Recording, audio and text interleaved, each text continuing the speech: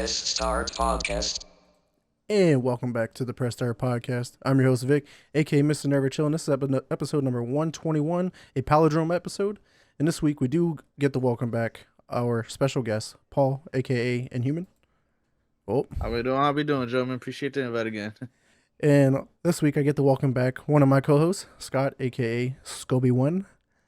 What is up, everyone? Welcome back. And believe it or not, we do got our other co-host, Roger, aka Lunatic Oblivion. Welcome back, sir. Hey guys. Man, we got a full panel here. It's been a long time since we had 4 of us on the show, so this is going to be a real good one here. I know we got a lot to talk about, so let's go ahead and dive into what we all been playing. We all got at least a solid list here. I'm going to kick it off here with Paul, because me and him are currently playing through Assassin's Creed Mirage. I actually recently beaten it. Paul, I know you're trying to beat it because tomorrow we do talk about it for our game club over on our Twitter space tomorrow. But how has your playthrough been on the game? Are you enjoying it? Tell me a little bit about it. I don't think this is going to go down the same way that Liza P went down for me, where I beat it literally like 30 minutes before the show started. Have a lot more to do than 30 hours. But yeah, of course, my ass got stuck doing collecting BS again. Damn Ubisoft games. But it's fun. I started off the game. I went straight to just English subtitles, Arabic audio. I really wanted that experience. I went to the OG like Assassin's Creed filter with the blue hue nonsense. And I'll be honest, it started getting to the point that I'm playing like too late at night and I'm just too tired. So I turned the Arabic off, turned it back to English. I was too tired to read subtitles. And I was like, yeah, I just need to kind of run through this real quick. And I also turned the blue hue off because the game itself just is gorgeous. So yeah, no, it's definitely fun as hell. It's if you are into, or if you wanted that original Assassin's Creed experience, it's fun. If you were a person who I started to get used to the newer RPG stuff, like we got with Origins, Odyssey, I skipped Odyssey, and Valhalla, then maybe it does kind of fall off a little. And that's something that I kind of started to feel. I kind of missed a little bit of that RPG experience because there were certain parts where I was like, "Ooh, maybe I could just upgrade so I could actually do this easier or better." And it's just not in a game.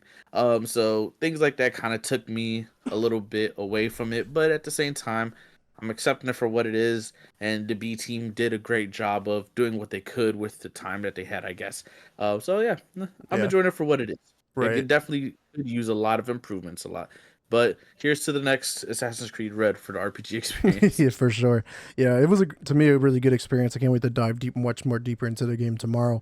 But yeah, it was an overall enjoyable experience, and the fact that I recently beaten the first Assassin's Creed for the first time ever, I think sometime last year.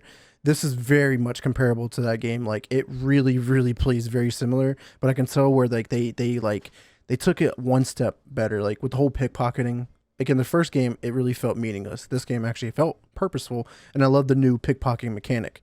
Like instead of just walking up, pressing a button, you pickpocket them automatically. This actually provided like that like, fuck, if I miss this shit, there's guards going to be chasing me if I fuck this up. So I like that aspect of it. I'll be honest. Oh damn. They got so annoying. I'm just trying to shoulder check people and keep it pushing. Jeez, he tried to make the game easy. Cheat codes. But yeah, the story was great, and the fact that I did play and beat Valhalla all the way through makes you enjoy this story a lot better, because you understand, because the character you see in Valhalla within Bassam, you're like, why is he like this? And then like you play through this and you're like, oh, okay, now this shit makes like yes. So it's like, damn, now I'm putting the pieces together. But yeah, shout out to the B team for turning a DLC into a full-fledged game, because I thought it was actually fleshed out really well, and just it was a really enjoyable experience.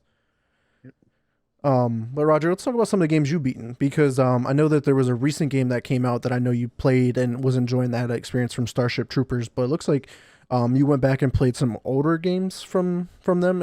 Am I correct here? I don't even remember seeing these games before. It's not really much of an older game. It came out before Extermination, but it's pretty much just a Starship Troopers StarCraft clone, if you will. It wasn't bad. I quite enjoyed it. It left a little bit to be desired. Kind of left a taste in my mouth. Like I can't wait for a new StarCraft or something like that feels as good as StarCraft does. That makes sense. Yeah, I was looking at the first one. Terran Command came out last year, And then Raising Hell, I guess, is like a DLC for that game. A whole new campaign that came out 2 months ago. Yeah, it looks like November, right around that time was when that was published. So yeah, so it was a completely different experience than Extermination, obviously, because that other one was like hands-on first-person shooter. Yeah, versus like the real-time strategy. So yeah, that makes sense there. But let's talk about one of Scott's games. You're still playing through Baldur's Gate 3 here. And you're playing the honor mode, I believe. So you're probably dying a lot, restarting. You're playing on your 100th playthrough. I'm sure of it. So how's it been going? Fucking meat grinder. It's a fucking meat grinder every time. There's times where it's like, if I played or had a specific fight in a previous honor mode, it would be like super easy. And then in this one, I'm whiffing rolls, like just left and right, getting absolutely rocked. I'm almost up to the farthest point that I have gotten. And the last time that I had gotten there, I got absolutely smeared across the floor and was done in like 3 turns. But I got some things I can do for that now, to try to work through that. As always, it's still fun. There's still stuff that I'm finding out. There's still stuff that I'm discovering in each act that I just didn't see last time. So when that happens, like, do you go back and do stuff that you discovered and did in your other playthroughs? Like, do you redo that and then find the new stuff as well? So like you're just adding on to your playthroughs? Yes, and so basically every playthrough I have had is just kind of have you ever seen Edge of Tomorrow with Tom Cruise and was it Emily Blunt, I think it was, where it's just like every day he just added, he's like, okay, now I go do this, now I go do this. It's been that. And so now when I find something or figure something out, I add that to the mix. So you're playing like Deathloop, but like yes, he's playing this like speedrunner strats. Okay, like at this point, I can basically clear Act 1 in like an hour, just because I've gotten so damn good at Act 1. I've gotten very, very good at Act 1. But at the end of the day, it still hurts because the game's an RNG. Yeah. You're always gonna be susceptible to that. There are times where you go perception 1. Okay, well, I don't see this 5 DC perception check. Yeah, what did we fail to perceive? I don't know. I don't know what we failed to perceive. I have no idea. But it shows you that you failed it, and you're like, well, what the hell is this? And honor mode says you don't get it again. Honor says, well, that's too damn bad. What platform are you playing on, Scott? I'm on PC. I'm on Steam. PC. So downloaded that loaded 20-sided die for your computer, man. So I'm also no. We don't cheese in this house. We do abuse some builds, but we don't cheese in this house. As long as it's in the game, it's yours to use, man. If it's in the game, it's fair use. All you have to do is throw in a paladin on your team, and you're done. Easy peasy. So I've been forcibly trying to do this with the same party that I tried to do this with the first time around, and I'm doing pretty well. I got my Tavern Brawler Karlach. I've got my PC, my Tav is a Swords Bard, uses bows though, but I have the Titan String Bow. Add your Strength modifier. You can buff your Strength up to 20, 21. Adds that there, and you're doing just crazy damage if you hit. But I've also been using Gale and then Shadowheart because I swear to God, I'm gonna romance Shadowheart. It's gonna happen. It's gonna happen. I've accidentally romanced Gale and Asterion like 4 times. You just start a conversation with Gale, and next thing you know, Gale has magically talked himself into your pants.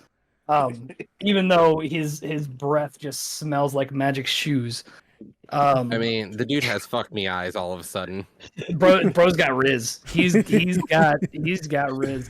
If you reclass him, they don't give you a chance to touch his charisma modifier because it's already 25 and it just stays there. Yes, lady friend, we do got a full podcast team tonight. Shout out to them for everybody being able to come through tonight. So that's big time. But let's go move on to some more games because we all got some a decent list here. I actually played through and beaten 4 games over the last week or two, and I finally played through and beat Sea of Stars. That was a very, very, very beautiful and great, perfect game. Like I literally gave it a 10 out of 10 on my scale. I went back, I listened to what you guys said about redoing my scale, and I made fucking like Avengers like get a 3 or a 4, so I can readjust it and stuff. So a 10, when I give it a 10, it deserves a goddamn 10. All right. Like I put it in the chat and I was like, bro, like this game was perfect from the story to the characters, to the puzzles, to the music, like the twists and the turns, and like, the music was so fun in that game. Everything was fucking perfect about this game. I have zero qualms about it. So good. A perfect 5 out of 7. But yeah, Sea Stars, man. Oh man, that was so good. So good. So excited about that one, and looking to the future of it too, because it kind of is like ended in an open way to it potential. Really didn't if you beat the true ending, and that's the thing. Like the true ending is like super difficult to get, and I was like, no fucking way, I'm gonna watch it. Because, like, spoiler alert, the true ending, you actually do end up killing the alchemist's, like, evil alter ego. Yeah. Yeah. Yeah, so that was pretty crazy. Okay. But another... Unless they pull I Am Legend, man. You know, the alternate ending is actually the real ending now. Right, exactly. Well, all they have to do is go, guys, somehow the alchemist returned. Exactly. And they did it with Palpatine. They can do it with you don't need a backstory. Right, you just make some shit up, you know, fill in the blanks whenever you can. Somehow they returned. Yeah. So talking about another game here that you guys have all played, I have not checked it out yet. It has been downloaded. The world basically loves this game, I think, for the most part, unless you're Doors the right word. Yeah, Doors the game, except for some of Paul's friends. They just refuse to play it, but it is Palworld, guys. I know you guys have played this, downloaded it. First off, I need to know, did you guys buy this game on Steam, or are you guys playing this via Game Pass? Because there's a big difference, apparently. I Game Passed that bitch. Okay. Just because I didn't want to buy it outright in case I didn't like it, but now I'm running into the issue where I can't get invited to servers. Yeah. Via Steam and stuff like that. So I might get on my knees and I might blow out that $26 because I gotta play with friends. Yeah. It honestly, it's one of those things. Like I use Game Pass as like a demo for games. Is it worth it? Yeah. All right, I'll buy it on Steam. Like it just truly is a world's difference. Right. And Roger, honestly, me and you know the clunkiness and the struggles of the Xbox client on the PC right now. It has not been good for. We've been doing this podcast for over 3 years now, and we've been saying that the Game Pass running on PC has been awful. Hopefully we see a transition to a better launcher with Activision Blizzard merger, but only time will tell on that. But I'm gonna play devil's advocate on that because I have not really had that many issues with the Xbox app, the launcher. I ran into one time where it crashed. I think it's not the launcher, it's the games themselves. So you actually, I don't know how well versed you guys are on the development of games for Game Pass versus the games that you put out for Steam, Xbox, all these different things. When you design a game for Game Pass, it's built on a wholly different architecture. You have to build it as a Windows app instead. And so that implies a lot of things that can break. And so with that being said, it tends to find that people don't troubleshoot their game as well. So that's fair. And so it may not be all games on Game Pass have issues, but I know me and Roger both have ran into a bunch of issues with games on Game Pass over the last 3 years. So, but I mean, obviously Palworld is actually one of them right now that are having issues. Like there's a lot of features that are missing. You can only play with like 4 people. Like the quit game. Yeah, like there's a lot of issues. A lot of issues. Paul, where did you say you're playing yours at? I'm playing mine on Xbox and Xbox Game Pass. Yeah. And I mean, like for me, I guess, the game does have a few issues, but I can't fully chalk it up to it being early access due to the fact of how Roger said of how it's developed. So like, I don't want to say I'm giving it some leeway. But I am giving a little bit of leeway due to it being early access. But I believe like on Xbox you can only invite up to like 4 people within one world. PC being more and everything. So that I guess I would chalk it up to that. I guess for now. But yeah, definitely playing through Game Pass and everything. So far, no issues on my end. Yeah. But again, I haven't even played with anybody. I've literally been playing the solo this whole time.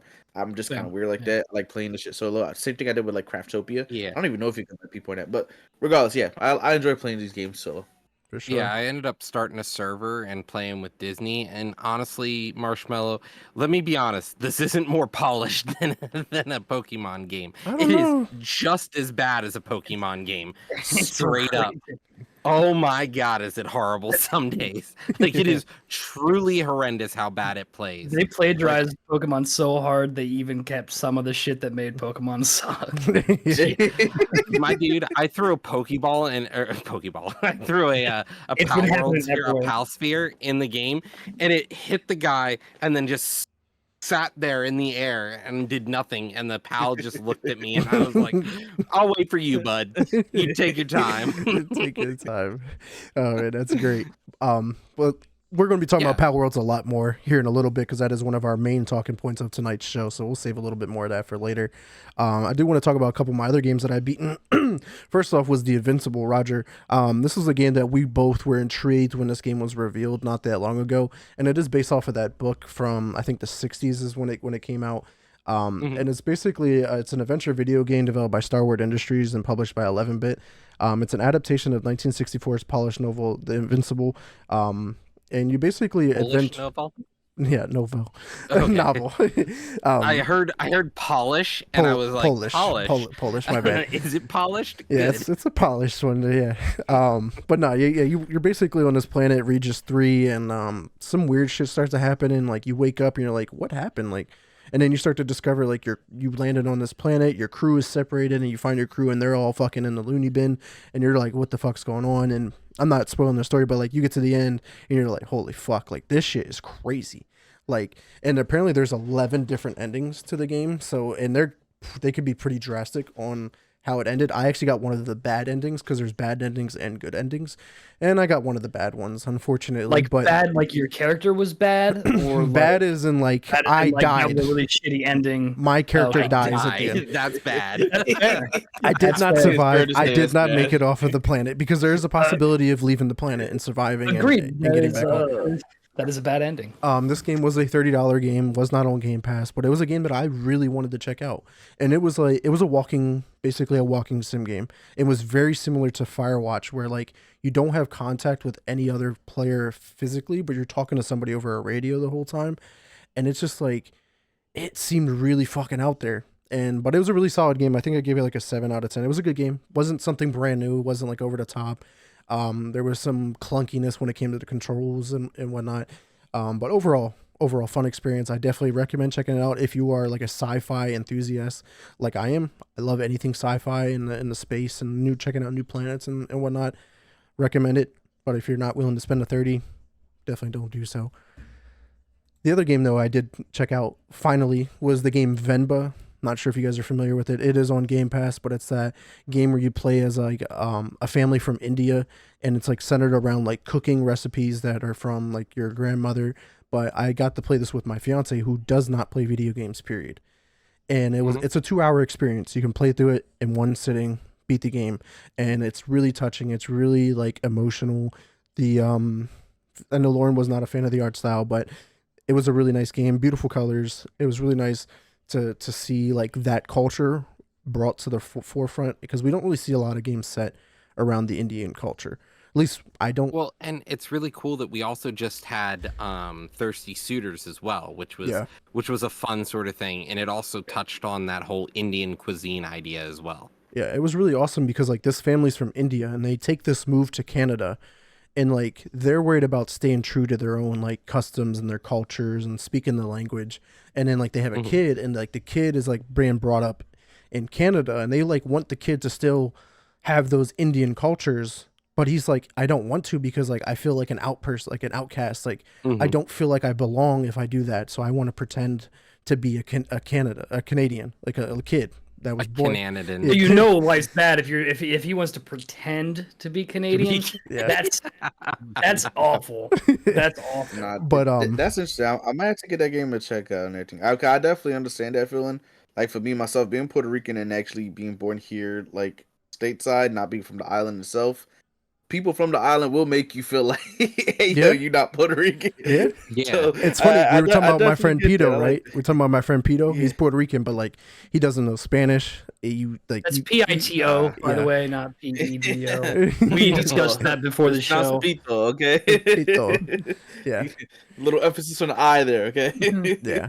But yeah, highly recommend. It's on Game Pass 2-hour experience. Definitely. It was an awesome one there. But that is all the games that I wanted to cover on my list. Is there any ones that you guys wanted to cover at all from you guys' list? Hey man, this has been a while, but Call of Duty is more fun to watch than play for some reason this year. So yeah.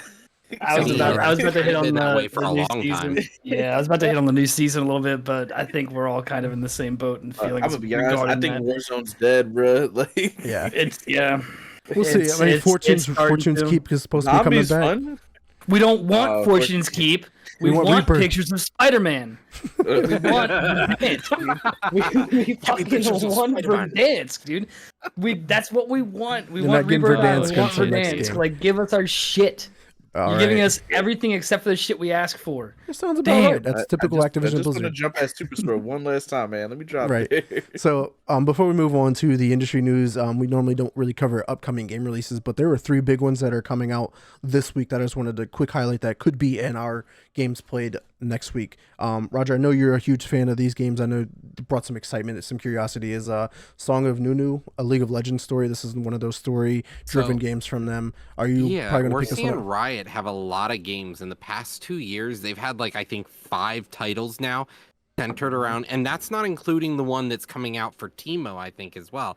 But League of Legends, Riot has had 5 titles, I think it was, something like that, based on individual champions now, which is actually surprising to me. And it makes sense though, because if I'm not mistaken, League has 150 different champions. So this is almost like fucking cash cow, like printing money. Like you can make a new game for each champion. That could be. It's literally a printing money machine. Yeah, 100%. Especially with how people have become so attached to their champions that they use, and just getting to play a separate game with that champion and get some lore, get some backstory, world building. And not to mention the price tag. That's what we're looking at lately. What is the $70 price tag really getting us that a $30 price tag from Riot can't? Real. Be real here. What is the $70 price? Look at Call of Duty, for example. What did that $70 price tag net you versus a $30 game from League of Legends? From Riot. Absolutely nothing. Actually, as a matter of fact, it just paved the way for more bullshit $70 games. Exactly. Yeah. 2 other games I wanted to highlight. Actually, the League of Legends Song of Nunu does come out on the 31st, so just in a couple of days. But 2 games drop on February 2nd, and that's Persona 3 Reload, which is the remake from the ground up of Persona 3. I know a lot of people are really, really looking forward to this because Persona 3 hasn't been redone in a very long time. And this culminates everything together too. I've never played any of the Persona games, and I heard that this is probably the best one out of all of them. Could be wrong. Everyone has entitled to their own opinion. So that's going to be a really big game on the 2nd, and it comes to Game Pass day 1. The other game though that could be the opposite of this game is Suicide Squad: Kill the Justice League. It's not looking too hot. At least the teasing of the roadmap. About UI Simulator, the game. Yeah, and they're the roadmap was kind of talked about where some of the characters are going to be coming in the Joker and stuff like that. They could do this right if they actually had come out with a plethora of content constantly that actually had meaning versus what Avengers did. They took forever to get new content out in that game. And that game was games as a service, but didn't provide the service part to the game. Mm-hmm. So that's going to be the make or break for that one. Service was in quotations. They just didn't print that when they had put that there originally. Yeah, well, they did. I guess they misunderstood service. They thought updating the game with hot fixes and stuff was the service part and not content. I got it. Oh, you mean the day after? Huh? Okay. Yeah, exactly. The day after. Cut, bro. Deep cut. Damn. You mean the day before? But yeah, I got it. Too soon. But yeah, man, that's enough of all the upcoming games and games that we've been playing. Let's go ahead and move on to the industry news because we got some shit to talk about.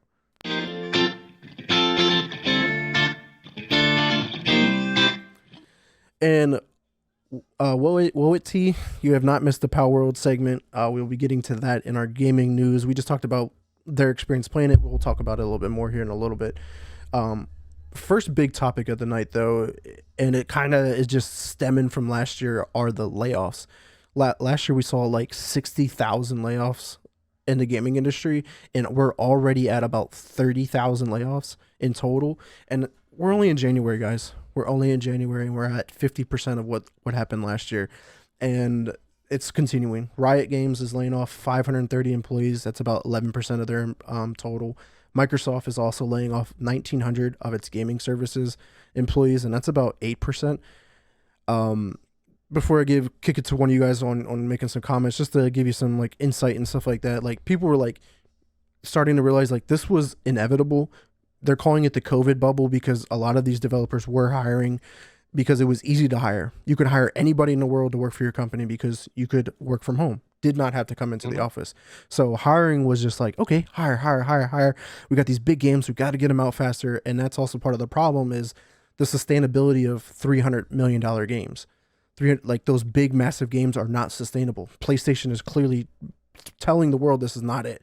Look what Palworld is doing. Palworld was what, like a cheap ass game for real. And it's doing record numbers. So it doesn't always have to be a $300 million game. On top of that, it's just like with Microsoft specifically, when mergers happen, layoffs will inevitably also follow that because there's a lot of redundancy in companies. Like if A and B do the same job, what's the point of having A and B if A can just do it? You know, I'm not saying it's right. Definitely not saying that. Layoffs are always bad for people because that's someone losing their job. That's not good. So hopefully they can move on and find another job. Gaming industry's big. It's bubbling. There's always something going on. So I'm gonna go ahead and kick it to Paul. What's your insights on this? Any thoughts?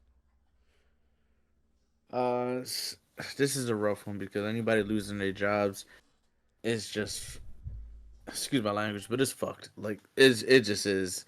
Now we do know that when mergers happens, this does happen all the time, like, you know, due in part to what you said with the job titles being redundant, but at the same time with, I guess, your workload expanding, you are gonna maybe need some people to help even out that workload. But yeah, I guess on the Xbox side of things, of like what we're seeing for that one, that's a little rough. Like that is, what would say, 1,900 people, something like that. And we're saying it's Microsoft, but actually it's really Activision Blizzard that's losing its employees. Legit. A lot of them. Yeah. Microsoft. Yeah, it's really not. And I guess I'm only saying that due to, you know, the acquisition, but yes, like you are right. Now, funny enough, one thing that I did bring to that I shot a text to Vic about, and regardless if this goes into it or not, it is what it is. But there were a lot of people in which were protected when all those lawsuits were going on. And of like, you know, the misconduct, we'll say. I don't want to get anything, you know, probably get a mark on your channel, but any misconduct that was going on in the studio, there were a lot of people in which were protected by the higher ups.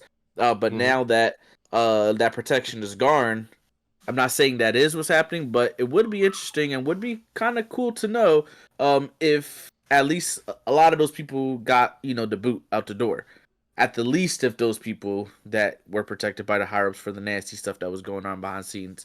But again, you know, aside from that, this is still a lot of people in which that are now out of a job and stuff.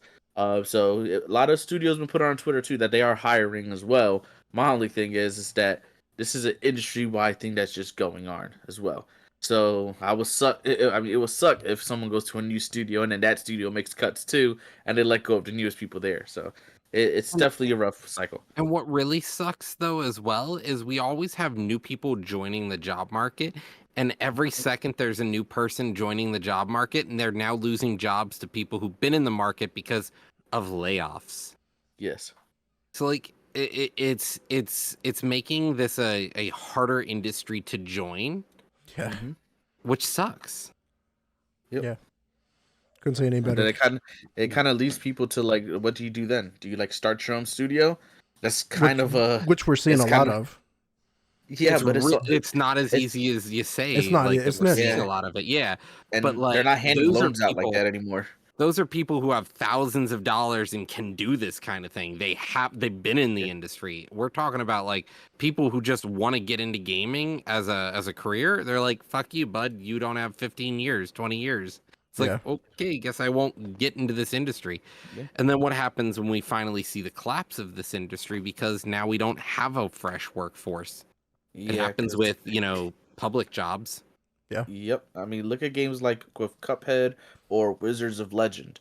Or even a studio that's slightly bigger than those two studios, with Behemoth, that they made Castle Crashers and things like that. Like, for every studio that are those, you can scroll through Steam and have lists of studios that just aren't.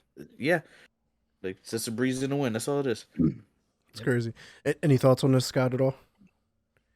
So, the COVID bubble is real. You're gonna have ebbs and flows in industries. We are gonna see, like we were saying, the Activision Blizzard merger, 1,900 people. Because of that, why would I have 4 people that can do the same thing? But I think they're also trying to just do the same or more with less. And it's interesting that we talk about Riot Games coming out with new games for their champions, still providing for League of Legends, and then lays off 11% of its employees. Oh, well, we have to make a bunch of money now that they've finished their game. It's not a game as a service. We don't need them anymore. Yeah, and it's unfortunate, but this is how these bubbles work, and you hate to see it.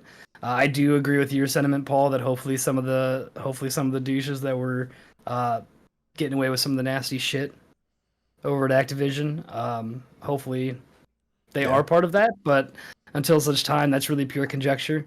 And we don't know. If for all we know, the good old boy system is alive and well in certain areas. But all in all, it's unfortunate to see. Happy it's only 11% and 8%. And then hopefully they will all be able to go off, do great things elsewhere. For sure. And just 2 more highlights from the Microsoft point is like, I didn't think about it as like, what if Microsoft is just cleaning house of all those toxicity people that were being protected by the people that were in charge, and they were like, they're going through all the write-ups. Yeah, you got write-up for this. Go on. See ya. Because it's not just small people. It's not even just small people. Like, we're seeing like Mike Ibarra going. My man's been at Microsoft and at Activision Blizzard for 20 plus years, and they were like, see ya. Yeah. Like, we're seeing like big names, like not just the small people gone. So hopefully we're seeing. Yes, you in the back. Hopefully. You have a question in the back of the class? They also said that apparently 50% of Treyarch is gone. That was surprising. Yeah. Like, that's one of the main reasons why I say like maybe there is something more going on, especially considering the fact that Treyarch is the one who makes the games that are more beloved within the Call of Duty fans.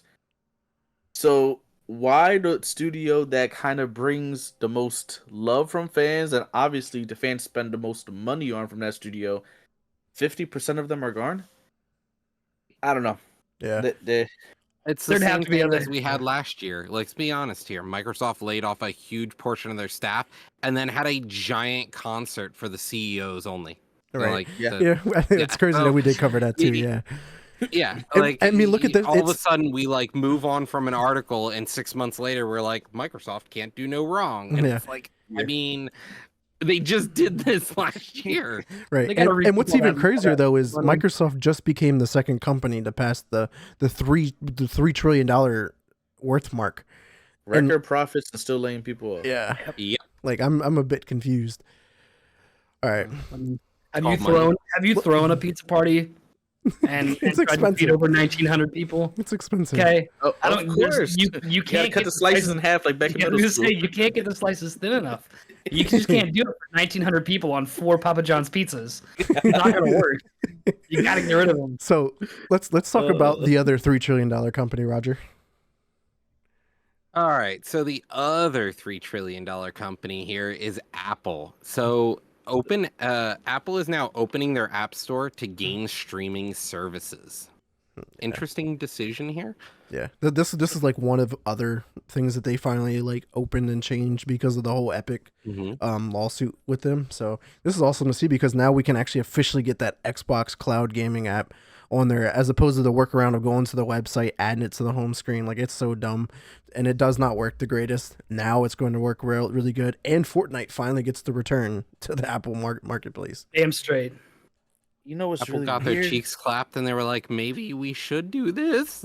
Yeah, did. like, They did. isn't the thing is weird? Like, didn't Apple win that case against Epic? It's like really weird. Like, they But- won, but but they then lost in like a Epic lot won of the case. fucking things. Yeah. Then Epic won their case against Google.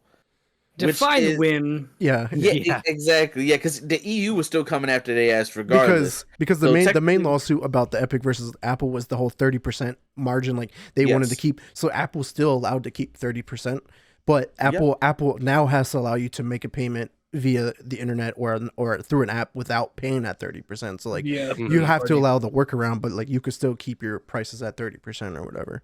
So it's like It's they like, we're won, gonna but make that like shit they hard. didn't really win. They're gonna make that Yeah. shit hard. Even through PC, I mean, like, they even a lot of companies still have it at 30%, but they'll do it like, your first up to I think like $1 million or whatever and stuff like that is only like 15% or so. I think Google does that on PC, Mhm. or is it Microsoft? Steam. Something. I know Steam does Epic does that too. Yeah. They just adjusted it Yeah. to be more competitive. And now what that's going to do is that's going to cause a lot of these. So maybe Google and Apple. I mean, I doubt Apple will do it, but maybe that cause some friction between the two to possibly do that now on mobile devices. Well, the other issue too is or not issue, but good thing is like Apple is being forced to allow like other app stores on their phones, but Yeah, it's to only sideload. the side loading, but it's only in the EU. So like American phones aren't going to have side loading. So like I'm sure Americans will be like, well, I want that side loading capability phone, so I'm gonna buy that phone from a European market. Like Yeah. it's going to be really interesting to see how this plays out. Yeah, All right. basically, until they get into a chokehold, I don't expect the company that uses 8-year-old Chinese kids to grow any sort of conscience to make this things easier for its consumers. They said we gave you USB-C. Like, let's slow it down Yeah. now. One thing at a Yeah. time. One thing at a time. Apple's Apple's the criminal organization masquerading it as a business some days. Crazy. Typically I cover Xbox news, but Scott, I decided to give you one this week, even though I probably have a lot to say about it. You know what? And I appreciate you giving me this and not the layoffs, because last year that was exclusive Scobie One coverage was the layoffs. But we get something this year that I'm gonna be cautiously optimistic about. But it's for one of our favorite TV shows, Halo. So the team has actually described season 2 as more of a reset, and they said it's going to be a lot stronger and a lot darker. But here's the important part: they said it's going to be more connected to the source material. Yeah. So I know just the last episode we were talking about the actor who played Master Chief saying, "Oh, well, you can't get all these emotions, you can't get all this stuff unless the guy takes off his helmet." Not true. The Mandalorian's amazing, and the entire Halo series was fantastic. Didn't need to take his helmet off. But hopefully we'll see a little bit less of what we saw in season 1. Yeah. And a little bit more of what we were actually hoping for, which is the connection to the source material, the lore, the worlds, the storyline. I mean, that's the stuff that we really, really do want to see. So wishing them the best and hoping that they stick to that. Yeah. I mean, fingers crossed, toes crossed, everything crossed, and remaining cautiously optimistic for this. But some good news coming out of the Halo cinematic universe. Yeah, I'm super excited because like they got a new screenwriter and like all of the actors are like, this guy is doing shit like way different than the first one, and he was like, they're going darker and grittier and trying to stick to that story. And I was like, Halo was dark and gritty, like it really was. Like when it introduced like the flood and stuff like that, you're like, Oh yeah, it was this terrifying. shit's crazy. So I'm like, The okay, first time you see the flood, you're like, "What is this?" And yeah. it's That like, shit was "Oh crazy. shit!" Like you don't want to go into the next room. An exciting thing is season 2 is right around the corner, guys. February 8th. That's like a week, sir. like about a week Yeah. away, a little over a week away. So that's exciting there. So hopefully we They'll get be to getting see my- what we hope for. They'll be getting my attention, and hopefully Yep. it's worth it. And hopefully that crap that we had to put up with is Yeah, I'm glad I actually only- decided only to give make. us something. I'm glad I made the I- decision to finally watch season 1 last month. Yeah, like I definitely do like hate the fact that the actor had said that like, oh, you can't get the emotion within the mask. Like, to me that was like one of the nuttiest things I've ever heard. Due to the fact that, like you said, the Mandalorian. How many great seasons What do we about have of Darth that? Vader? Darth Vader as well. But even if you go to things as simple as like the dance group, the Jabberwockies.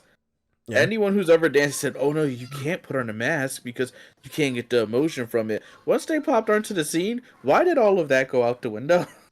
So it's like a lot of things. I guess people just don't understand. Like, yo, listen, acting is more than just your facial expressions. Yeah. Like, voice actors Well, do it all the time in animation as well. Bad Like, actors are bad actors. All Yeah. I'm saying. facts. It's things can't be done until they're done. And that's really it. Exactly. You can't get emotion from somebody who's wearing a mask the entire time. I'm just Until you saying get what it. they're saying is blind people don't deserve any sort of screenplay. Okay, That's we what I'm can't saying. write for Yeah. blind people because they can't see. Sorry, fuck blind people. Why would That's they what the do that? actor said. Yeah, Why would they do that? Fucking great. idiots. So that's all of our industry news. Let's go ahead and move on to our gaming news.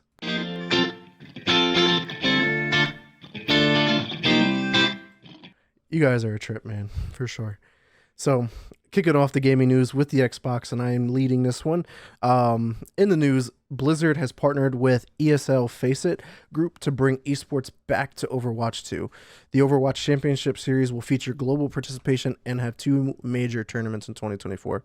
Roger, is this what Overwatch needed? I mean, I haven't heard about Overwatch in months, dude. Like, this game is dead to me.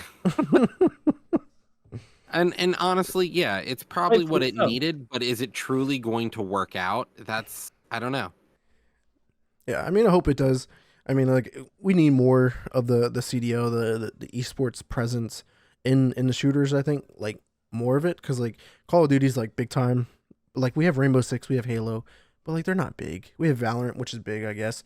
But, like, They're not League of Legends. Right. They're not League. Yeah. But I Overwatch could be it. Like, it's that tactical team-based shooter. Man, it could have been. Because, like, Call of Duty, like, you don't really necessarily have to rely on your teammates per se. Like, but it's Overwatch no 2 you do. CSGO, let's be honest. Yeah. So we'll see how that plays out. One positive thing, though, here. Oh, go ahead, Paul. Oh no, I was gonna say, like, it is interesting to see that it is going to face it because what you call it, that's the same thing that the Call of Duty Challengers League is going to as well. Okay. So now I'm interested to see if that once this Call of Duty League contract is over, if it's all gonna kind of just stop, and if Microsoft's gonna kind of just use Faceit to kind of allow more. Yeah, it's Microsoft. They could. Knows, yeah. No, I mean, because Yeah. PlayStation did it with Evo, yeah, for the fighting scene. Yeah, and I mean, and it's definitely possible. But my only thing is that I kind of want these independent companies to stay independent. I don't need to. Yeah. I don't need Big Brother to continue influencing the small things I mean, as well.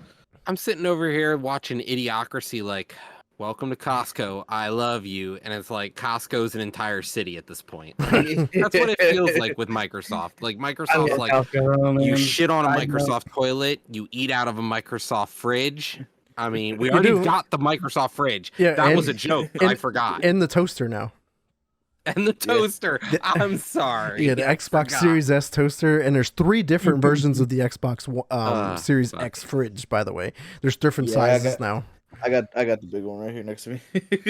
And a boy, you love to see it. And he has the toaster on pre-order too. Like, it'll be there soon.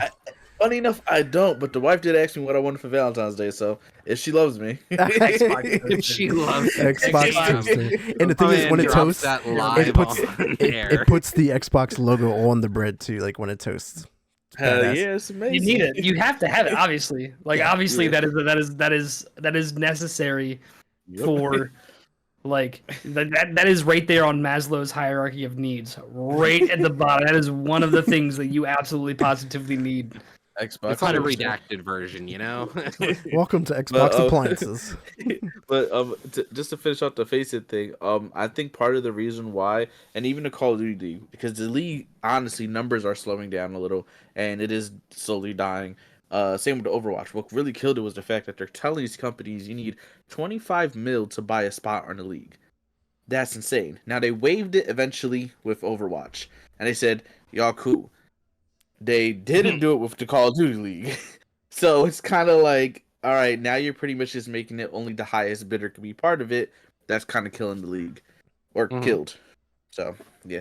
Hopefully, with the whole face thing, it could get another turn up. Only time will tell. Although a missed option for Microsoft to call the fridge the Xbox Freeze 60. They really kind of fucked that up. Damn. Whose man is this? Trying to pick one from the poster. We'll work on it. We'll workshop it. In other news from Xbox, ID at Xbox presents a new feature per se.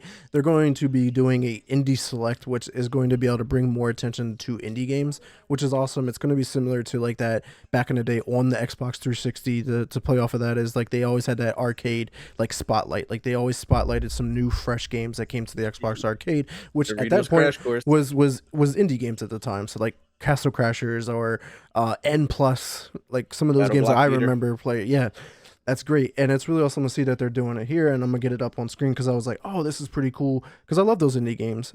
And honestly, this is actually how I stumbled upon the Invincible. I was like, oh yeah, I wanted to play that game. It was on this page, which I'm gonna bring up here on the screen. So when you bring up your Xbox and you go to the store and then you go down to the games, like it has a specific section for indie. And it has these 4 different categories, and they're going to be rotating like different months. Like it's pretty cool. Like that second one has a pretty funny like base around like games to play with your cat, because a lot of the games have either like fish in it, there's cats in it. Like it has a theme per se. But like the featured indie section is where I stumbled upon the whole the Invincible. I was like, oh yeah, I wanted to play that game. Boom, downloaded it. Like it clearly already worked. Fucking first month it's out, first week it's out, it became available. It shit worked. It reminded me about an indie game that I didn't forget, but I was like, oh yeah, didn't have time for it. Time. Yeah. So shout out to them for finally bringing it back. It's been a highly requested feature because I know I listen to a lot of Xbox related podcasts, and they're like, yo, I wish Xbox had this feature to highlight more indie games, because Paul, you were talking about Steam when you can sit there and scroll through games and developers and stuff like that. You can do that on Xbox too, and there's just an overabundance of games. You don't know which ones to even like think about looking at. This narrows it down to some good stuff. And thank God, because like I remember like right now, because of the fact that I still technically own Doritos Crash Course, I could go download it on my Series X right now. Like, so like if we could still get games back like that, like I miss that stuff where your avatar was more than just a character you created. Implement them in games and stuff like that. Like I miss that old stuff. Or even when the Kinect came out, like your avatar was technically the character you used when you were doing like rock climbing or stuff like that. Like I'm not saying shit. It was fun shit. It was just cool. It was just fun. Like I also thought that PlayStation was going to capitalize that when they created PlayStation Home, or they announced PlayStation Home and stuff. So it was the metaverse before the metaverse. Let's be honest. Exactly. They were ahead of its time, like the PSP, man. And it was so dope because like it was a way to tie in like the whole avatar tied in like the achievements, because like there were achievements you unlock shit that unlock stuff for your avatar, like new shirts and stuff like that centered around the games. The Halo helmet. Halo helmet. The ODST helmet. Yes. There you go. The ODST helmet, the N7 it gave helmet. Us, it was pride. It was a point of pride. It was your customization. Like I've unlocked this. Man, I miss my fucking Xbox avatar.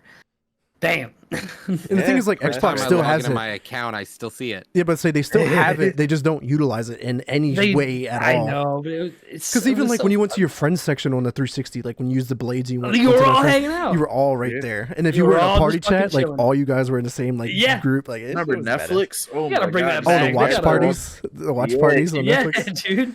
They gotta get that back. You know what kills me about that though? Like 5 seconds.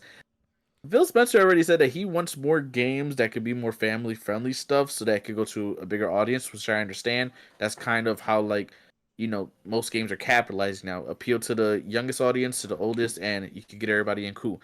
Why haven't you invested money into just using your avatars that you could create for your profile and be like, hey, yo, listen, you unlock achievements, you get this, and then do some stuff like Doritos Crash Course or create your own. What happened to like look at Wii Sports? People still have Wii Sports. Just gonna say because about of that Sports, shit. I mean, we had the Kinect Sports, I said had. That's a past tense. But give us even then, just give us something like an Xbox version of a Mario Party, like Fusion Frenzy, yeah. Oh yeah. like that, or like for the Xbox Watch Party, give it like that Mystery Science Theater 3000 feel. Yep. Where it's like you have it, but it's like on a screen, but like all of your avatars are down there sitting in a seat. Yeah. And you just see like the back of your avatar's heads, like that. Some cool shit. Pay even- us. You're not paying 1,900 employees. Like, pay us. We'll do it. Why can't I We'll use my figure it avatar out. and Sea of Thieves? That would have been nice. Yeah. Have your avatar just go in a boat. Hell yeah. Fucking dope. All right, that's enough Xbox Hire news. us. We're Yeah, here for hire. Xbox hires. Always looking for next No lay opportunity. us off next week. Don't worry. Yeah, it's just a quick gig. But Roger, let's go ahead and talk about the PlayStation world. Yeah, so the new PlayStation CEO went on record saying that PlayStation's gaming future is going to be PC, mobile, and cloud. Like, it isn't about PlayStation first. It's about how do we get to more gamers altogether. And that's surprising. Like, we've been saying it for years now, 2 years now. We've been saying, PlayStation, why aren't we getting these day one on PC? You're going to get twice as many sales. You're gonna just break the bank, dudes. Why aren't you actually putting your good titles on your streaming service right away? Like, that's how you get players. You get $150 a year. Tell somebody you have the highest subscription to get your games day one. $150 a year. That's 2 titles easily. Right. And maybe that's all they buy that year. You get more dedicated people sticking around. Like, I bought one PlayStation title last year, I think, and that was Spider-Man. Well, we got to remember, people who buy a PlayStation only buy Call of Duty and Madden. You're right. I forgot. They don't even buy the that's first party games. That's the I don't crazy even know part. why. I don't even know why you brought up Spider-Man. Yeah, exactly. I mean, look at the pros. Like, The pros are God of talking War, about. forgot all about it. The pros right now are talking about selling their $5,000 PC so they can go get a PlayStation so they can turn off crossplay. They get rid of all the hackers and shit. Like, that shit's a meme, but it's a joke and it's fucking for real at the same time. There's there's at least 2 pros. They haven't sold their PC, but they definitely bought PS5s. There's at least 2 of them. It's crazy. But yeah, Roger, you've been talking called it though about that their- shit though. Huh? You've been called it though. What PlayStation should. Yeah, it needs to I do. said it 2 years ago. I said, why aren't we doing this day one? Why aren't you putting your titles on your service? Why are you missing so many perfect opportunities to really encapsulate that friends base? Look at our friends, and like the fan base is on PC. PC is the future of gaming. It is the core monolith of gaming. Everything from there is tertiary. Yeah, don't get me wrong, like console gaming is huge, but PC gaming is where your community's blood, soul, and spine is. Like, it makes the mods. It makes the mods. It builds fixes your broke shit. Yeah, it fixes your broke shit. Starfield, looking at you, bud. Look at you, It fucking makes Starfield. so many games. Look at Pokemon. I mean, Palworld. There are so many games that get so much more attention because of PC. Like, it is a missed market. To miss that, PlayStation is literally just saying, let's leave the money on the floor and then burn it. That's what it is. That's great. what it is. That's But, great. Let's It's talk like about whoa over here in PlayStation. chat. PC Yeah. master base. Right there. So let's talk about the games coming from PlayStation, though. Horizon Forbidden West is coming to PC on March 21st. That's still 2 months away. And like, how old is this game now? February 18th, 2022 was its original release date. So it'll be almost 2 years, or it will be 2 It'll years. be over 2 years old before it hits PC. it'll be starting preschool. but it will hits PC. start. Yeah, I still have it sealed in this plastic. I haven't even touched that shit yet. Well, you can probably return it and just play it on your PC. yeah. I don't even So, have the like, urge to play it. Actually, don't because And because luckily- the PC port's going to be pretty garbage like the rest of them. That's 1.5 GameStop dollars. But I mean, like, the PC port will include the first DLC. So That's there's nice. that. oh That's yeah. the good stuff. That's So, nice. but Sorry about the it's- wait. Here's your Yeah, free. exactly. Here's Here's your your- not so free content. All right, what's happening Also in bug. Nintendo though? So in Nintendo, now that we're moving away from that, so just some good news coming out of there. Some fun stuff instead of the normal dry unfortunate issues coming out of PlayStation. So we got Splatoon 3. You got a side order DLC that's going to be coming February 22nd. It's going to have a new single player campaign, and it's the second and final DLC included in the game's $24.99 expansion pass. Moving from that, we got some hardware coming out. That's going to be the new pastel pink Joy-Cons. Those will be launching alongside the Princess Peach Showtime on March 22nd. They are $80, but Joy-Cons are pretty worth it as long as they don't have stick drift. It's money well spent. Joy-Cons are fun. But that is what's coming out of the Nintendo.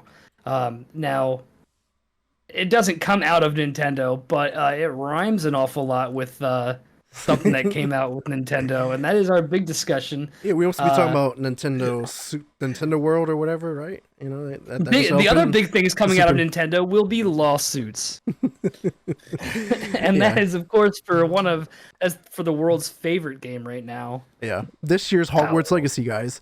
Yes, it has sold 8 million. No, I'm all jokes aside. Like literally, I broke it down. I was like, it's literally selling just as well. It's received just as well, but it's not going to get nominated for anything because of the negative shit that's going on with it. The controversy behind Nintendo's gonna fuck them up. Maybe. The fact that this game is still playable surprises me. So, yes, guys, we were talking about Palworld, and I know we're like a day late and a dollar short, but this game is hot. It is 8 million copies sold in the first 6 days. On Game Pass, it has done 1.5 million downloads already. It had 1 million sales in the first 15 minutes. Like, it's mind blowing. Let's take a step back there. 15 minutes, it already had 1 million sales. Yeah, and it broke like it's number 2 on the most played concurrent, second to PUBG. PUBG had 3.5 million. I think Palworld's got up to like 2.1 million or something like that. Last numbers I saw. It actually is played more than Fortnite in the United States, which is mind blowing because we know how big Fortnite is. But some sad news to come out of this is the developers have been receiving death threats, and this is never okay to receive death threats. And that's because of the whole, hey, you are a ripoff, you stole from Pokemon, you stole from this game. But like, what we're going to talk about here in a second. We're going to talk about here in a second. Pokemon also stole from another game. Calm down here. Pokemon stole from another game that existed before it. It did, yeah, it sure did. Yeah. So nobody's allowed to make an homage to their favorite game. Fuck you for even trying. Ooh, that's a stretch. I would call So, that an homage. I mean, let me run through these points real quick, and then we'll dive hella deep into this conversation. There's been some issues revolving around the whole use of AI. Obviously, we know the issues with that. Nintendo may sue, which we just alluded to. Pokemon mod that came up online basically replaced all assets in the game with Pokemon. Like, you play as Ash, you can see fucking Misty with the shotgun, like Pikachu's in that bitch, like every Pokemon's in the game. Wild shit. It got shut down quick as shit. Nintendo was like, DMCA that bitch now. Shit is crazy. Well, what happened is they charged for the mod. Yeah. They were like, yo, pay us to use Pokemon's all assets. of Pokemon's shit. And Nintendo was like, hold my beer. And then in the world, it became the third most played game on Xbox behind Fortnite and Call of Duty. And because of how hot it is, they were like, you know what? We're going to put out the roadmap, which I'll bring it up here on the screen in a little bit after we have our pretty much deep dive into this. To put it in perspective, Palworld on Steam right now had 2 million concurrent players today alone, and 914,000 people are currently playing it on Steam alone. Mm-hmm. Yeah. That is the #1 game played in the world on Steam right now. It beats Counter-Strike by 2-1. Yeah, it's just flat. Yeah, it did. It got an immediate cease and desist. That that fucking mod immediate, just like that shit was pre-printed. The only thing they knew that shit was coming. They had it pre-printed. All of it. The only thing that is pen on that cease and desist is the date and the signature. That is it. Everything else was already waiting. But so I just wanted to talk about the whole potential lawsuit behind it, because like I was listening to actually some lawyers talk about this, and they're like, it runs into a lot of gray lines, and like a lot of these lawyers were like, they clearly had a lawyer there when they were developing this game, because they were like, here's the line, don't go past it. But they were like, okay, they got right up they were to right it. here. You load into that game and you hear you hear Breath of the Wild and you hear Tears of the Kingdom. Tell me that that's not the same fucking audio, same font. And it's so crazy because like this game has like Crazy. taken from so much like Ark, Pokemon, Zelda. Oh my God, like, yeah. It pulls from so much where it's just like And it's does clearly it not better than almost all of them. which is mind blowing. And that's the thing. Like we're in a world now where it's like, oh, you can't make things better. Like you have to stick with hot garbage because I made it and only I'm allowed to make it. And it's getting to the point where it's like because like the point of capitalism is to improve, to get the best product possible for your dollar. But then we get lawyers involved and capitalism goes, sorry. There's supposed to be an invisible hand, and there are a lot of very visible hands that have been stopping people from fucking making great games or doing anything for a really, really long time because the companies are paying these very visible hands to send cease and desist. I find it really interesting. This game was revealed back in 2021. And we were all like, no way this is getting made. Wait, because we didn't take it Nintendo- serious the whole time. We were just like, yeah, whatever. Absolutely not. here's my Absolutely not. thing How is- could you? My thing is, I was like, Nintendo's going to get this shit shut down within like a month. We said that. You said that on here, I'm pretty sure. Yeah. And next I'm thing pretty you sure know the is entire like the entire panel was like, ain't no fucking way this game's ever gonna hit. yeah, like Like right, it's like, never getting released. You can't even make YouTube videos using Nintendo footage of anything, let alone Pokemon. Like they get that shit chopped down fast as hell. You use any symbol that even like looks like the switches. You can't do it. Can't do that. And this whole thing gets released, bruh. They took Lucario and made him a new. Yes, that's 100% Lucario. I know. I was like, what? So like now, here's the funny thing. I get it. Technically, they can actually get away scot-free with this if they play their cards right, due to the fact of like the fashion industry.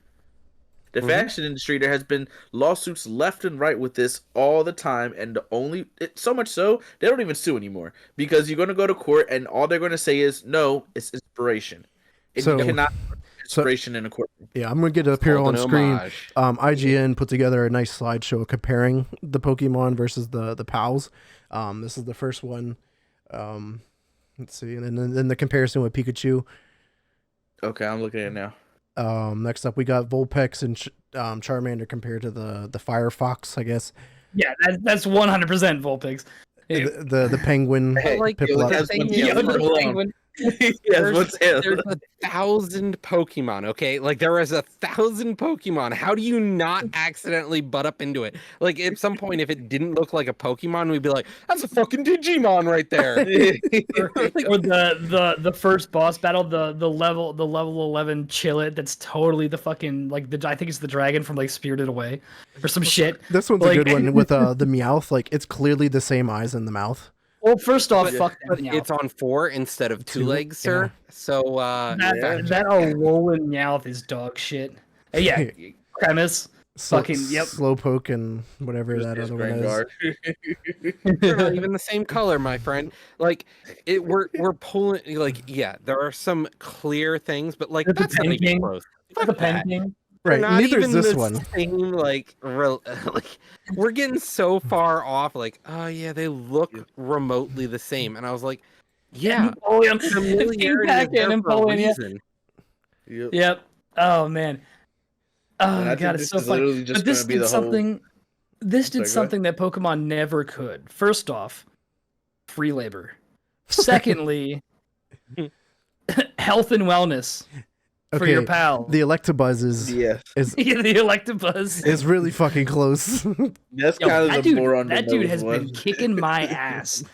That dude has been absolutely beating the brakes off me at that first Syndicate Tower. Or the Queen Bee. Kicking the shit out of me, dude. I did it the first try with Disney, and I was like, well, that was quick. That was pretty anticlimactic. Like 30,000 health, and I'm there with like fucking 18 Lamballs. Like, not true. I have like a Nightwing, and I have the elk thing. The elk thing, and I have Lamball the and Chillet Mareep. Lamball. Like they, Yeah. Oh yeah. 100%. That was 100%. not Mareep. What is that? Lamball? Yeah. yeah, Lamball, yeah. Yeah. Yep. So there's a lot of things that are similar, but at the same time, like we get to the point where it's like there are 3 major like monster games that we know of, right? We got Monster Rancher, you've got Pokemon, and you got Digimon. Okay, like they're all Mon games: Monster, Pokemon, Digimon. Like Yeah. Yep. at some point, when has it not been made before? Like everything in Pokemon's based off of like Real life something stuff. in real life, a real life animal, and like at some point, it's like you can't copyright a fucking frog, okay? Like, Well, fuck you, exactly, all right? and that's the point that And a if lot they of the try. a lot of the lawyers made a point. They were like, you can't copyright an electric mouse, for instance, but you can copyright Pikachu. The name Pikachu, Yes, and the exact design. yeah, of the Pikachu. exact design, and that's the issue. Like that's what I'm saying. Where the line was here, they went here. They made an electric mouse, and they looked at eerily similar to Pikachu, but it's an electric mouse. Like so, it's like. But and like the thing is, like Pokemon's like only we're allowed to copy and make shitty off versions of our characters. You know, we made Pikachu, but then we made 12 other electric mice to look really close to him. So fuck you if you try it. It's the whole Balenciaga Skechers shit. Skechers been making their shoes look like their shit for like since God created the heavens and earth, and then Balenciaga was like, "Hey, let's slap our name on the side of it, make it a slightly different color." It's fucking Skechers. Yeah. Like no, it's Balenciaga. There's a difference. That's where I don't think that Nintendo's going to have much pull in a lawsuit. It's just as long as they don't literally go 1-for-1 with something. Yeah. Where like the As long as I Pokemon can mod, get a Depresso plush. That's all I care about. The Just give me a Depresso plush. the Pokemon mod makes sense. Like Yeah. that's just straight up like illegal. Yeah, Especially 'cause you were can't charging charge for it. But if it was free, if it was a free mod that added Pokemon in, like, where do you draw the line at like, oh, Right. you can't do that? It's Yeah, like, look I at Skyrim. How many times mean, Thomas or whoever Why been not? adding those Yeah. games? You don't see them pressing charges like, Yeah. hey, that's ours. you can't use Thomas the Train? But like, when it's free, it becomes artistic. You know, it's in the artistic domain. Then at that point, Right. like, you know, you're not making money off of it. You're not ruining somebody else's royalties to this. So like, where's If anything, the you just like Pokemon should be thankful because it garnered more attention to their Mhm. games and their IP. But then it also hurt their IP because they're like, shit, we made bad games, like 4 bad games back to back. And everyone's like, Palworld did it great. And I get bazookas in that game. You know what's been crazy though about Palworld is like the fact that you can not only capture the pals, but you can capture people. You can capture people. You can. I can. already have multiple people working at my base. It's called slave labor. It was like, Yeah, yo, slave labor and no guns is mammal is honestly- safe. like, That's that what. went That's where dark. Pokemon fucked up. That's where Game Freak really fucked up. Is Mm-hmm. and Pokemon is like the Pokemon studio is like, we just want guns and slave labor. Like that's Like, Pokemon teetered near darkness a lot with some of their things. Like at one point, only one time in the game have they ever threatened to kill the main character. Like I think it was Black and White. You're literally standing there and the guy's using his Pokemon to actually murder you, not your Pokemon. And Palworld's over here like, you gonna die. Yeah, so what Chat's saying about Mew 3, because like there was that leaked file that I put in the rumor roundup post, and I was like, yeah, that's basically Mew 2, but we'll just call it Mew 3. But like the thing is, familiarity is something that we kind of ground ourselves in. Like if you start rewriting the rules to logic itself, like you can't say that, oh, we grass type, only we're allowed to have like plant-based Pokemon or plant-based monsters. And I'm over here like, but like there's 5-6 other games that do it. Fire beats plant because guess what? Trees burn. it's all flammable. Coming It's together. all flammable, buddy. Yeah, like it's to the point where it's like you can't create your own rules and go, I'm gonna base it on real life, but then if you do it, fuck you, I'm gonna sue you. It's like almost like you guys are talking about in the fashion world, because like I sell suits, for instance. It's like Joseph A. Banks is like, you're not allowed to make suits. Only we are allowed to make suits. We put 5 buttons on the suit. No one else is allowed to now. Yeah, like that's basically what we see here in like the most simple forms possible. But At some point, there's no room for innovation. right, and that's So the issue, how do because you- like you guys were talking about, I haven't played any of the recent Pokemons, but it sounds like they've all been pretty garbage, right? And it's like, Mhm. you're never going to breed a better game if there's no competition. Like, look at Madden. Mhm. We talk about in sports games all the time, Madden, 2K, FIFA. Like, it doesn't get any better. Call of Duty doesn't get any better because there's zero competition. Correct. And that's the issue with Pokemon. There was no competition, so we're just going to make the same shitty game over and over. And their only competition is going to be like is Digimon, not even comparable, because you're not doing the same sort of tactics to build a team. Like, you still have to digivolve in the middle of combat half the time. Right. You know, we look at Monster Rancher. You get one monster and it doesn't evolve or anything. You have to sacrifice it for a new monster, and it's like, shit, dude. Like, oh, and then what else do we've got? We've got like a bunch of farming the Dragon Quest monster or whatever, like the OG before Pokemon. Like, and those are like really, really one for one. Like, you could see like that's Geodude, like that's Pikachu. Like, you could see them; they're almost identical. Way worse than what Palworld looks like. I mean, Palworld is the same thing as The Lion King, all right? All I'm saying is Disney did it first. Why can't somebody over here in the U.S. steal from the Japanese as well? That's fair. Hassan Ed. So, I think it was IGN or somebody put up on Twitter. They said, "Hey, with the recent success of Palworld, check out this new game." And this game coming out called Nexomon 3. Mm-hmm. I've never played it, so I looked into it and I was like, "Oh shit! Here goes another Pokemon bullshit." And it's on the third iteration. Yes, that's what surprised me. I never heard of the first or second. And like, there's a game called Ni no Kuni is another game like this. Ni no Kuni has been around for, I don't know, 10, 15 years, 20 years maybe. And it's literally Pokemon without Pokeballs. Yep. And actually, Roger, to actually do a little callback to something we talked about, I guess, a couple months ago, what's to stop Neopets from dropping one now? Ooh. I'm ready for it. I'm not gonna lie. Thinking that first person Tamagotchi Neopets. Think about how simple they can actually dumb it down to the point that they can literally be just a one-to-one Pokemon game, but just, Neopets. Shit, did you say Tamagotchi before I did, or were you exclaiming because I said first person Tamagotchi? I think he put it in after you. This shit's funny, dude. So as you guys can see here up on screen, like, I wanted to compare the Dragon Quest to Pokemon, because this is the image I saw and I was like, holy fuck, like, it is literally like one for one. Yeah. Like, how can you get mad that they're stealing, and then like they're like, we're allowed to steal, but you're not. This is called capitalism. Yeah, and I love he did say he was inspired. They are trying to take. He said he was inspired by Dragon Quest because he wanted to trade, and you couldn't trade whatever specific item he wanted to. So that he said, like, "Oh yeah, when I thought about the Pokemon and everything, I wanted to trade because I couldn't do it in Dragon Quest." And I'm like, "Oh, okay, so you're just saying, hey, I got all this shit from here. Yeah, why not?" Yeah, like, honestly, we've been sitting here talking about it, but like, all I can think about is the Office meme. Like, corporate wants you to find the difference between these two pictures. They're exactly the same thing. And then I keep thinking about it's like, look at the image I have up on screen, right? At the top it says, "Hey, can I copy your homework?" Yeah, sure, just make it look different so it doesn't look like you copied it. Sure thing. Sure thing. Yeah. Or like the meme that's like, "Oh, look what I've made. This is mine now. Look what I've made." Oh shit. Of course. Right. So bring up one more thing here on the screen is the roadmap. They did put out like an early kind of breakdown of the roadmap. They are addressing a lot of the critical issues. It says sometimes the world date may experience rollbacks. The loading screen may persist when trying to load in the worlds and stuff like that. There are improvements in place for key configuration improvements to base PAL, AI, and pathing.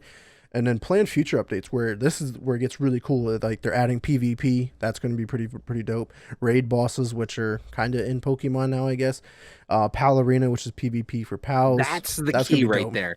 That's when we go, this is Pokemon. Yeah. Like, at no point have we gotten to the point where it's like, Pokemon doesn't have you pull out a fucking M16 and just start fucking shooting other Pokemon. Like, so I haven't played it yet, nor have I seen it, but monster. Do the PALs evolve like Pokemon? No. Okay. So yeah, okay. That's another thing that's different.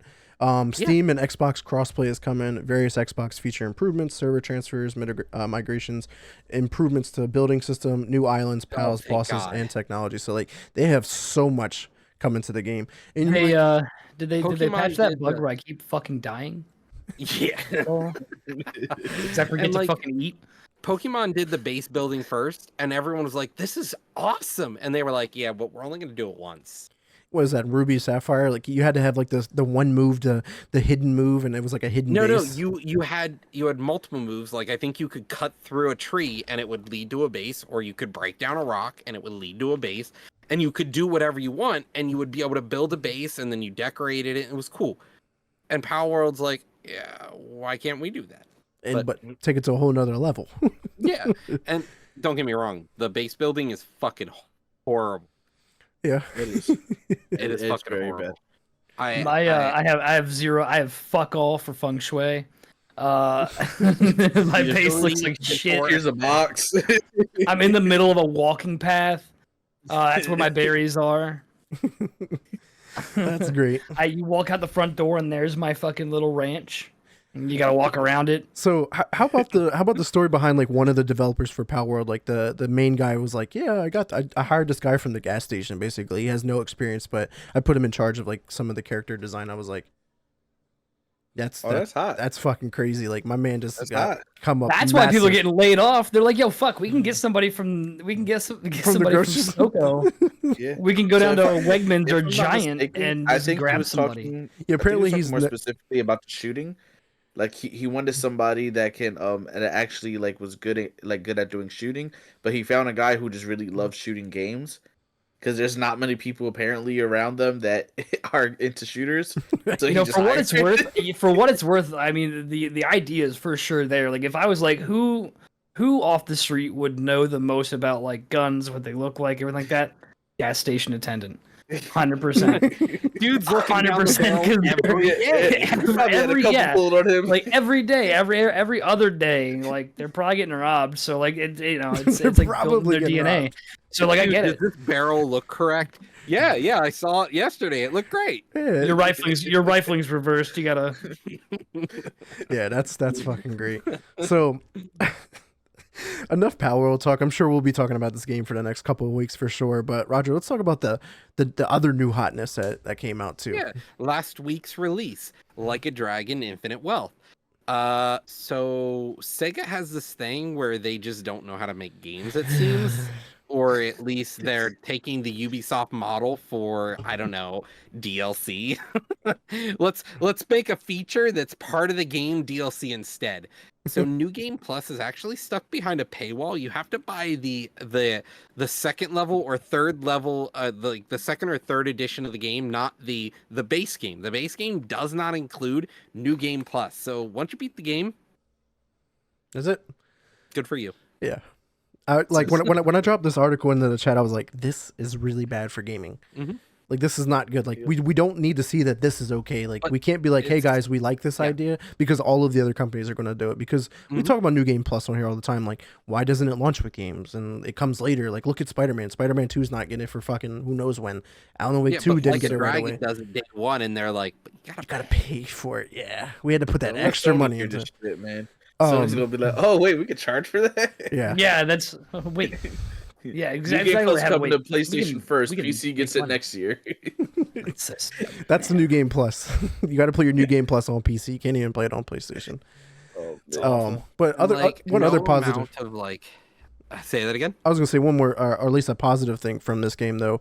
It is like the best reviewed Like a Dragon game or Yakuza game, and it's like doing really well, where it's actually like the most played on Steam with concurrent. Like it only had like 33,000 players, but like that's the most any Yakuza game has ever had at one time.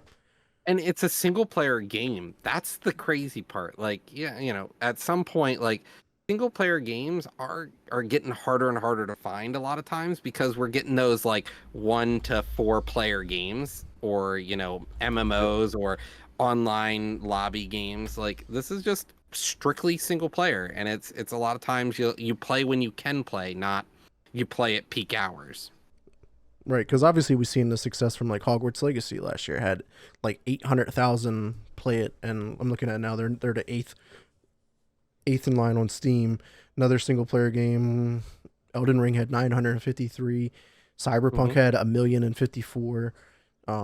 But yeah, like all of the other games are all multiplayer. Isn't as big. Yeah, like this series isn't anywhere as big as it's not as big here. It's huge over in Japan. But that's why it's on console too. Like those are the people playing it on PS5. This is one of those games that's these people are This is on a their console seller, PlayStation yeah. playing it. For sure. So Scott, what is going on over in the? Was a PlayStation exclusive? Not a PlayStation exclusive no more. Yeah, now it's a PlayStation exclusive asterisk because Death Stranding is coming to the iOS. It's going to be January 31st, so just a few days out. But some interesting development here is if you pre-order it, it's actually 50% off. So if you pre-order it, it's going to be $20. If you don't, you're going to be paying full price. So a little odd, but there is a new Death Stranding limited edition Backbone Which looks badass as well. Reminiscent of like That's late 90s, early 2000s kind of technology. That looks like it's going to be coming out to help with playing this on your not exclusive iOS now. But for what it's worth, the Backbone does look really fucking cool. Yeah, I would thought about just getting it just cause, and it only works with the iPhone 15 because it has the USB Type C, and I was like, maybe I need to get the 15 or wait for the 16, and then just so I can use this. Otherwise, it's going to sit on the shelf. I mean, is it going to work on Android? Yeah, I was gonna say Probably. it doesn't work only on the iPhone 15, but it's the iPhone 15 is the only iPhone that this would work on. For USB-C, you can use. Yeah, I don't know. You can use any this modern phone. Anything else? but I don't know if this is coming to 10 years. Android or not yet. The game, I don't think is coming to Android. I mean, like it's USB-C. Yeah. You just plug it in.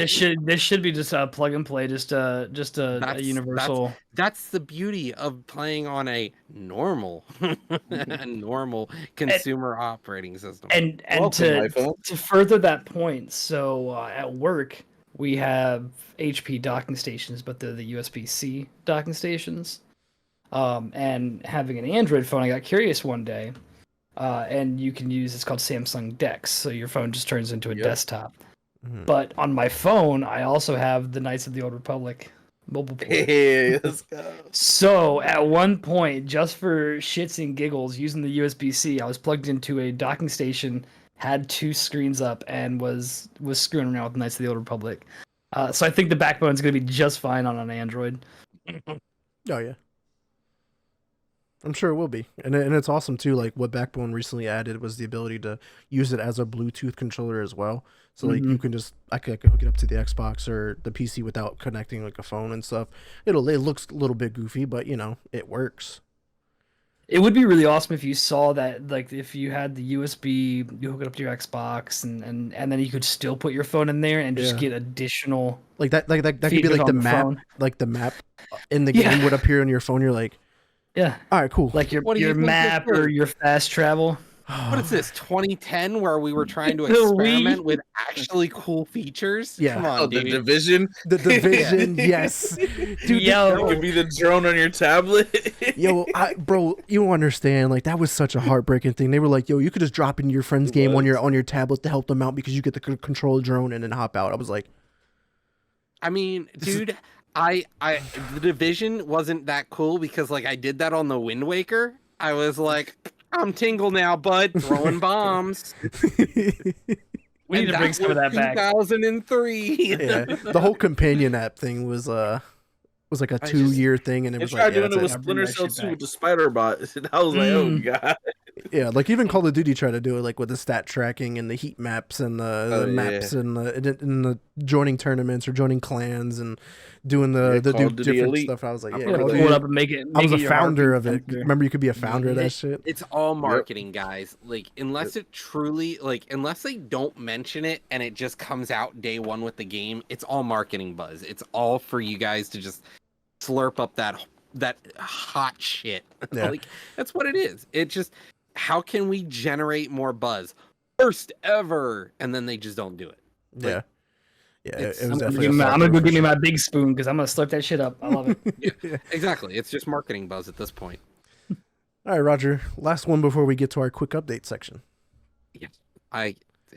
Guys, let's talk about the day before for all of 5 seconds. I don't want to spend more than 5 seconds on this, but the CEOs said, like, they hid the fact that they were like, this game's not going to work. They were already developing their next project as they were getting ready to release the day before. They were like, this is going to flop so hard. are we ready with option 2? And they're like, it's still in development, sir. All right, we're gonna release that soon anyway, I bet. Yeah, I was like, and the thing is, like, they opened up as like a whole new company. Like, it's the same people, like the same CEOs, but they're like they declared bankruptcy, and they were like, but just kidding, we're over here now. surprise. Dirty. It's one of those things. It's lawyers and capitalism when they mix. It's like, we fucked you, but let's do it again. Let's try it again. so Scott, run it back. Scott, Those goddamn lobbyists. So Scott, you could kick off the you can go ahead and kick off the quick update section, because this kind of ties in with the, hey, we're this company, but surprise, now we're somebody else. Yeah, so congrats for that segue. Love that. So Focus Entertainment is now renaming itself to Pull Up Entertainment. Which, interesting enough, if you spell it backwards, it's Pull Up. I mean, isn't that a brand of, like, I don't know, children pants? No. Those are pull-ups. Up. Oh, this is pull up one word. Remember that line? Remember that line we were talking about earlier? Well, they got this close to it again. Line. Yeah. We added no hyphen to And there's a ours. capital P at the end as well. Well, it's nice because this new name also adds protection around the thighs and the hip joints for if they shit themselves. So, but speaking of shitting yourself, the Quest versus the PSVR 2. The Quest has outsold the PSVR 2 by a 30-to-1 ratio. So, wonder why. Somebody should have been wearing their pull-ups because they shit the bed. And they got absolutely shit canned by Quest. They got dogged. I know they got fucking dogged. I know this is a quick update section, but like I had to include this one because I remember when they had to throw in like Xbox is out or PlayStation outselling Xbox 3-1, and I was like, this sounds even crazier. Quest is outselling the PSVR 2 30-1. You get your fucking pee-pee smacked by the Quest. Shut up, sit down. You're done. Yeah, the but Quest moving was on like, from hold that, my I think beer. Was cheaper and worked better and worked by itself and works with the PC. But speaking of things that are just kind of shitting a little bit, we do have Warhaven. This is another live service game that is shutting down just months after its release. Never heard of it. Yep. That's good. Sounds like live service. Exactly. Sounds like a live service. Sounds like a sounds like knockoff they of nailed it. Warframe. Sounds like they please nailed tell me it. it's not Square Enix again. The servers for this are actually going to shut down April 5th, 2024. So RIP to This was a Nexon I was going to game. say a real one. But Excuse me. This was a Nexon game. Nexon is like a huge developer.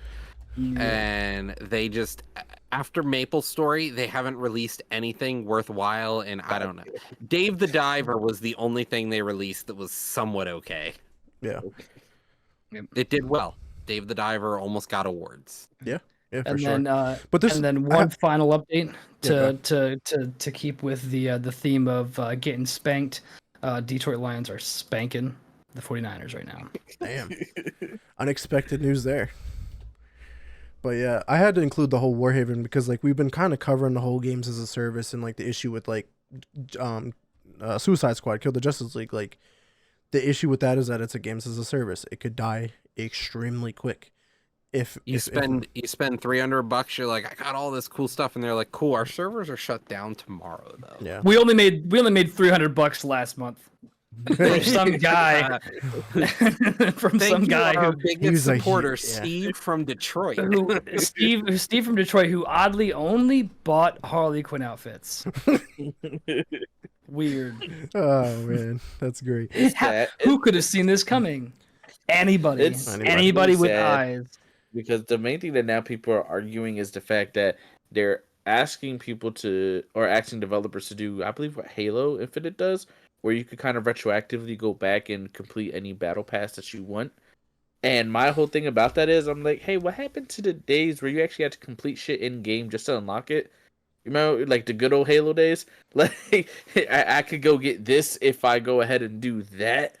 I'm like, I think if developers actually found a way to possibly mix the two, Like, cool. Let me retroactively go back and complete battle passes for. I think Game Halo service. like Halo is actual perfect. challenges. Halo Yeah. was perfect. Halo Infinite is perfect when it comes to that whole games as a service model. The It fact is. that you can go back and complete the battle passes at any given moment is phenomenal. And the thing is, like, you can keep those battle passes there. If you didn't buy it the first time, you finally finished the first one, buy the second one. You unlock more content. Yeah. You're still getting the same money as if they bought it then. And it kills the whole FOMO thing. So like, Yes. if Halo Infinite actually did release their battle royale, which They're not. That was RIP. killed. Yeah, that was killed. yeah, I know, or RIP. rumored. That's what I mean. But RIP to that one. But like, if they did, the fact that like you could now start buying all of those 20 battle passes, like if they released that and it actually did well, because like, let's be honest, there's no one in the market right now that's actually doing a really good like battle royale. Yeah. Like, Fortnite's like, let's go back to the classic and see if it works. Yeah. I mean, They Fortnite's got still racing thriving. in there. And- They got Lego building. Yeah. Yeah, So, like, they're about to add if we- Pokemon soon. Yeah, I'm sure they if will. We get to the point where Instead of capturing pals or Halo would do Pokemon, you just like capture the different skins they have already in the game.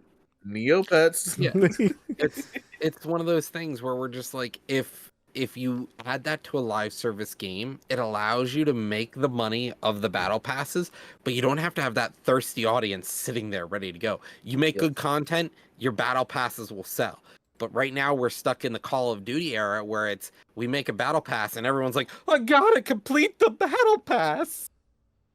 And then you shit out $20-$30. And honestly, like, and then you're they like, don't oh, give shit. you a quality fucking product. I- We've lost like the art of making the quality product that brings the people to play it instead of just I did the battle pass, I got this gun, I got this skin, cool. What's yeah, next? that just shows that Yeah. you sat there and spent 100 hours to complete something. I mean, you're good at it. I mean, it's a whales market right now. Because prime example right now, Scott, you're playing Baldur's Gate 3. You're trying to get once you complete the honor mode, you get that gold D20. That's gonna show off that you're a badass, that you put in that time and that effort to it's get the that. Halo 3 armor of Baldur's Gate. Like, It is. It's the Hayabusa armor. yeah, Yep. the Hayabusa armor was like, it was that thing that everyone sat there in lobbies and they were like, yo, dude, did you see that shit? Like, that dude had Hayabusa armor. We're gonna get fucking clapped. Yeah. Bro's got Hayabusa. We're about to get fucking I remember rocked. those days in Fortnite though, and someone had the OG John Wick skin. They were like, "Yeah, we're gonna die." My buddy's got that. I He's have been it. here. Frenchie. He's got the OG John Wick. Yeah, crazy times, man.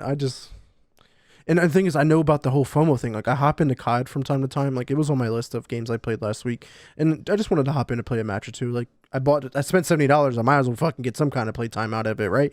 And I was like, they got these events, right? And I'm like, they're doing like weekly events, and at the end of it, you get these items, and I'm like, oh, I want that item.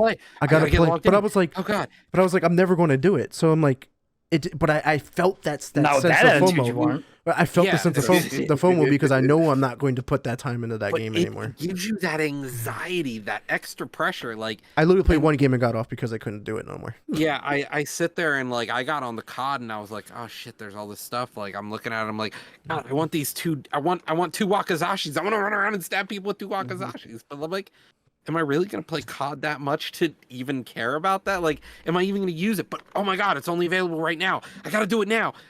And then I'll never use it, but it's cool. And then Fortnite does it too. Fortnite really does it. Like, they'll add like new skins, and then like that skin won't be in the shop potentially ever again. Yep. Yeah. They got me with the Ninja Turtle shit, man. I was like, I gotta get Donatello. That's fair. I bought the Star Wars stuff too, and I was like, because I was like, I have to. Like, that was in the midst of me like loving to play Fortnite all the time. And it's all a psychological battle right now, and that's where the game industry is sort of sticking because they're like, It makes if money. we get you to freaking stress out about it, there's enough stress in life right now that if we can get you to do that now, you're a sucker. You bought. We got you hook, line, and sinker. It's like COD. It's like we release a shitty game at $70. People are gonna buy it because they don't want to miss out on COD. What if it actually isn't a good, dumpster yeah. fire? That 0.01% chance it like becomes a non-dumpster fire in 3 weeks. Well, now I'm 3 weeks behind. Yeah. What if they actually made it decent this time, guys? I mean, that's worth the $70 to me just to find out. Yeah, and Fuck that's around the, and find that's out. the shitty situation. Like I can't justify $70 for The a answer game is that never has a no. campaign that Victor rated at a what? 4. 2, 3? I gave it a 4. 4. It was an. 4. It was a bad or an You gave it offhand. a And this better is where rating? Game Pass wins. Yeah. Like, And the thing is, like, that's going to be huge once Call of Duty starts dropping into Game Pass. Like, no more wasting $70 on something that's going to be a dumpster fire. If Call of Duty's bad, guess what, guys? It's going to be bad, and no one's going to be playing it. and it's free. It's gonna be bad on Game Pass. Yeah, it's going to be bad on Game Pass, but you know it'll be bad. free and it's still not gonna be worth the money. It's going to be worth the 15 I'm or gonna cancel my 1801. Game Pass just because it's on there. Fuck that. That's what needs to happen. They need to put Call of Duty on there, and then once they release a new one, everyone just needs to shut off their Game Pass. Like, this game was so dog shit. Why are you leaving? That people today? left. I'm going to PlayStation.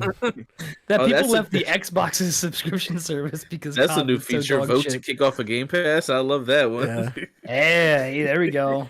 They could do that for vote to add and vote to kick off. Hell yeah, get the shit out of here. What game would It you like to does. see? Which game would you like to see removed? Oh, man, that's great. All right, guys, that is all of the news and everything we got for you guys this week. So we do want to shout out everyone who did come through and check us out live today, and anyone who does check us out later on YouTube, Apple Podcasts, and Spotify. But we do want to thank our special guest, Paul. Thanks for coming to the show, man. We definitely appreciate you. And where can the community Thanks find for you the at as invite. well? As always, y'all can find me on all your various social media networks at InhumanLine. That's INHUMANLINE. And you can find me anywhere really with that. And again, thank y'all for the invite. I appreciate it. It's always love coming up here. Appreciate it. Thank you. Oh, yeah, man, we missed you. And what about you, Roger? Where can the community find you at?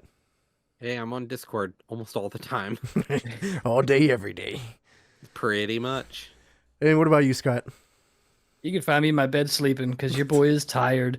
But if I'm not in my bed sleeping, you can find me on Discord as well, Scoby1, or you can find me on Steam, and you can find me on Battle.net if you want to get a hold and play some games. It's Scoby1 11780. And everyone, you can check me over at Twitter at Mr. Never Chillin_. Threads is Mr. Never Chillin'. Facebook is Vic Brubacher. For any question, concerns, or if you want to come on the show, hit me up there. I do play on Xbox mainly, so if you want to game party up, hit me up on there at xneverspacechillin'. And I do stream over on my Twitch at twitch.tv/Mr. Never Chillin'. And with me beating Venba the other day, I got to figure out what I'm going to play next. I did buy the Prince of Persia game, so that probably will be my next game I play. So come check out the stream for the hot game. But come check us out tomorrow as well over on Shoot to Win's Twitter space, as we will be covering our live coverage of Assassin's Creed Mirage, talking about our playthrough and deep diving into that one. But we do want to thank everyone again. And until next time, peace.